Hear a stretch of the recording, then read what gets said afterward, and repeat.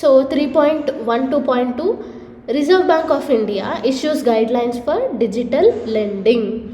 So RBI tightened norms for digital lending to protect consumers from breach of data privacy, unfair business conduct, charging of exorbitant interest rates and unethical recovery practices by fintech players. So RBI అనేది రీసెంట్గా మన data ప్రొటెక్షన్కి సంబంధించి ఇట్లా చాలామంది loans వల్ల చాలామంది suicide చేసుకుంటున్నారు. ఆన్లైన్లో లోన్స్ దొరుకుతున్నాయి కాబట్టి లోన్స్ తీసుకుంటున్నారు. తర్వాత ఆ లోన్ కంపెనీస్ వాళ్ళు చాలా హెరాస్ చేయడం వల్ల ఆ టార్చర్ భరించలేక చాలామంది సూసైడ్ చేసుకున్నారు, స్పెషల్గా ఈ కోవిడ్ సిచ్యువేషన్ టైంలో. సో దాన్ని అడ్రస్ చేస్తూ ఇట్లాంటి పాలసీస్ గైడ్లైన్స్ అనేవి తీసుకొని వచ్చింది. సో ఇట్లా అన్ఫేర్ బిజినెస్ కండక్ట్ ఎవరైతే చేస్తున్నారో వాళ్ళపైన రూల్స్ అట్లాంటివన్నీ, charging of exorbitant interest rates, ఎక్కువ ఇంట్రెస్ట్ రేట్స్ పెడుతున్నారు కదా వాళ్ళకి, అనెథికల్ రికవరీ ప్రాక్టీసెస్. సో ఈ ఫిన్టెక్ ప్లేయర్స్ లోన్స్ ఎవరైతే ఇస్తున్నారో వాళ్ళు అనెథికల్గా వ్యవహరిస్తున్నారు అనమాట. సో ఎవరైతే లోన్స్ తీసుకున్నారో వాళ్ళ ప్రైవసీ అంటే వాళ్ళ ప్రైవేట్ ఫొటోస్ అట్లాంటివన్నీ వాళ్ళ ఫ్రెండ్స్కి లేకపోతే వాళ్ళ రిలేటివ్స్కి వాళ్ళందరికీ ఫార్వర్డ్ చేస్తున్నారు ఆ ఫొటోస్. సో అట్లా వాళ్ళు ఆ టార్చర్ తట్టుకోలేక చాలామంది లోన్స్ తీసుకున్న వాళ్ళు సూసైడ్ చేసుకున్నారు. సో ఇట్లా ఇవన్నిటిని అడ్డుకట్ట వేస్తూ ఆర్బీఐ అనేది కొన్ని రూల్స్ని తీసుకొని వచ్చింది. సో చూద్దాం. సో డిజిటల్ లెండింగ్ అంటే ఏంటి? సో డిజిటల్ లెండింగ్ అంటే involves lending through web platforms or mobile apps utilising technology for authentication and credit evaluation. So ఆన్లైన్లో మొబైల్స్ యాప్లో ఎవరైతే లోన్స్ ఇస్తారో వాళ్ళందరినీ డిజిటల్ లెండింగ్ అని అంటాం ఈజీగా. So next, guidelines on applications to all regulated entities, that is RE, that is commercial banks, primary cooperative banks, non banking financial companies etcetera. So వీళ్ళందరికీ ఈ రూల్స్ అనేవి వర్తిస్తాయి. So key features of guideline. So first ఏంది, all loans disbursals or repayments are to be executed only between bank accounts of the borrower and RE అంటే regulated entities. Okay,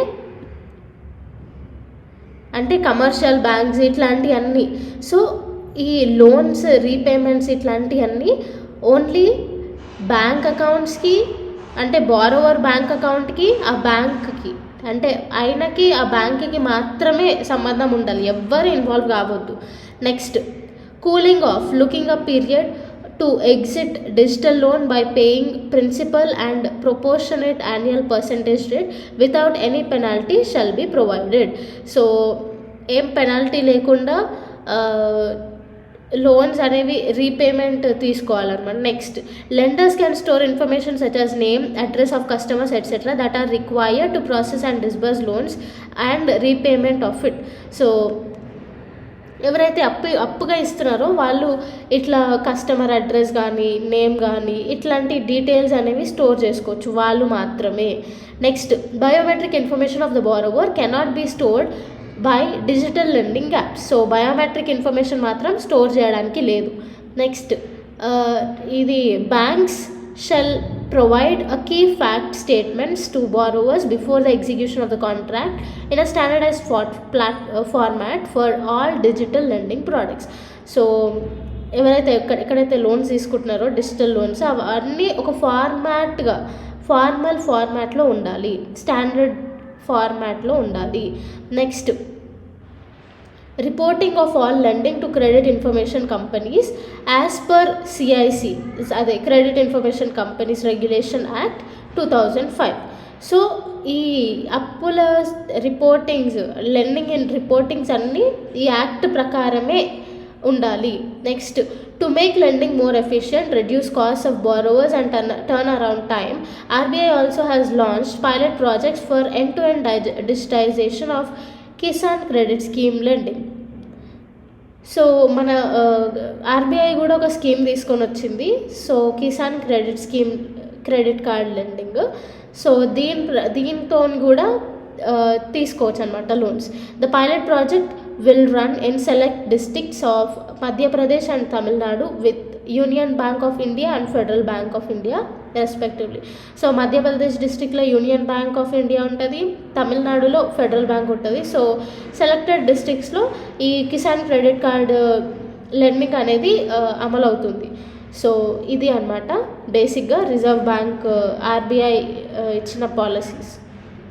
okay, ఇంకొకసారి revise చేసుకుందాం. First ఏంటి, loan disbursement అంటే ఎవరు అంటే loan అప్పు ఇచ్చే బ్యాంకు, అప్పు తీసుకునే వ్యక్తి, వీళ్ళిద్దరే ఉండాలి. వీళ్ళిద్దరి మధ్యలో ఎవ్వరు రావద్దు. బయోమెట్రిక్ ఇన్ఫర్మేషన్ తీసుకోవద్దు.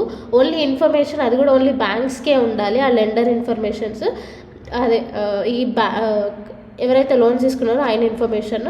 తర్వాత ఒక స్టేట్మెంట్, నువ్వు లోన్ తీసుకున్నావు, ఇంత అమౌంట్ తీసుకున్నావు, ఇది పేమెంట్ అనేసి ఒక స్టాండర్డైజ్డ్ ఫార్మాట్ ఉండాలి. అది ఒక పేపర్ ఫార్మాట్లో ఉండాలి, మంచి ఫార్మాట్లో, ఫార్మల్ ఫార్మాట్లో ఉండాలి. సో దీన్ని కూడా యూజ్ చేసుకొని చాలామంది టార్చర్ చేసిన వాళ్ళు ఉన్నారు. సో ఇది స్టాండర్డ్ ఫార్మాట్లో ఉండాలి, అంతే. ఇంకా